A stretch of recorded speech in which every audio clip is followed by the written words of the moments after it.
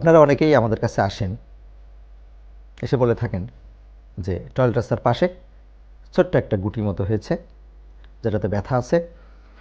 এটা আসলে কি? এটা কি পাইলস নাকি অন্য কিছু? দর্শক মণ্ডলী, এটা এক ধরনের পাইলস। এটাকে আমরা বলি থ্রম্বোজড এক্সটার্নাল পাইলস। এটাতে আসলে সাধারণত কী হয়? টয়লেট শক্ত হয়, টয়লেট শক্ত হওয়ার ফলে ওখানে চামড়া নিচে একটু রক্তক্ষরণ হয়, সে রক্তটা ওখানে জমে থাকে। এটা আসলে মারাত্মক রোগ না, তবে কারো কারো ক্ষেত্রে এটা থেকেও কিন্তু জটিলতা হতে পারে। তবে স্বাভাবিকভাবে সাধারণত প্রায় ক্ষেত্রেই এটা কিন্তু টয়লেট নরম রাখার একটু ওষুধ আর একটু গরম পানির সেঁক নিলে আস্তে আস্তে এটা ছোট হয়ে যায়, সেরে যায়। তবে একই রকম লক্ষণ কিন্তু আরও কিছু রোগে হতে পারে।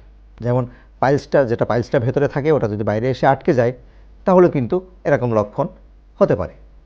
এই জন্য আসলে কলোরেক্টাল সার্জনের পরামর্শ নিয়ে দেখা দরকার যেটা আসলে ভেতরের পাইলসটা এসে বাইরে আটকে গেছে নাকি টয়লেটাসের পাশে রক্তক্ষরণে ওটা চামড়া নিচে জমে আছে।